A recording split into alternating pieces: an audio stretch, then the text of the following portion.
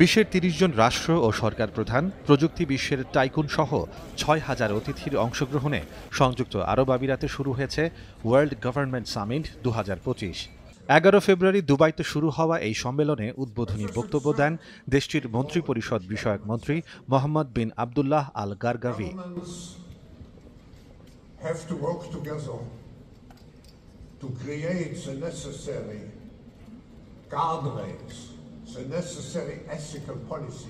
উদ্বোধনী বক্তব্যে মোহাম্মদ বিন আবদুল্লাহ আল গারগাভি বলেন, ২০৫০ সালে বিশ্ব জনসংখ্যা ১০ বিলিয়নে পৌঁছাবে।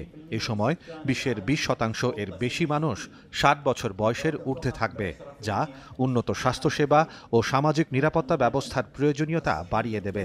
তিনি আরও বলেন, আগামী ২৫ বছরে ২০ বিলিয়নেরও বেশি রোবট মানুষকে বিভিন্ন কাজে সহায়তা করবে। এছাড়া মহাকাশ অর্থনীতি $৪ ট্রিলিয়ন পৌঁছাবে।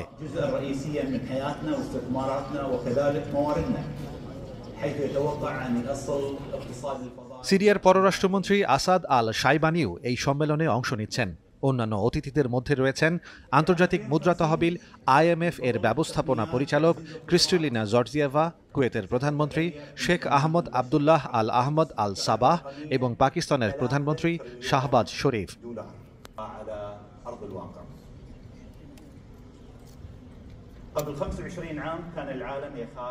এছাড়া স্পেসএক্স, টেসলা ও এক্সের প্রধান নির্বাহী ইলন মাস্কও একটি বিশেষ সংলাপ অধিবেশনে অংশগ্রহণ করবেন। আমিরাতের রাষ্ট্রীয় সংবাদ সংস্থা WAM জানিয়েছে, এই সম্মেলনে প্রায় ৩০ জন রাষ্ট্র ও সরকার প্রধান, ১৪০টি সরকারি প্রতিনিধি দল, ৪০০ জন মন্ত্রী অংশ নিচ্ছেন। তারা ২০০টি প্যানেল আলোচনায় অংশ নেবেন।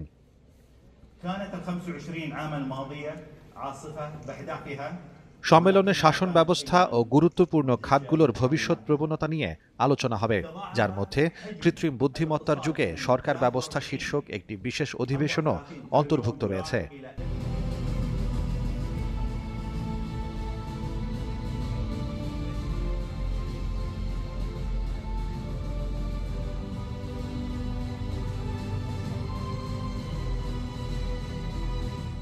Desk report, first news Bangla.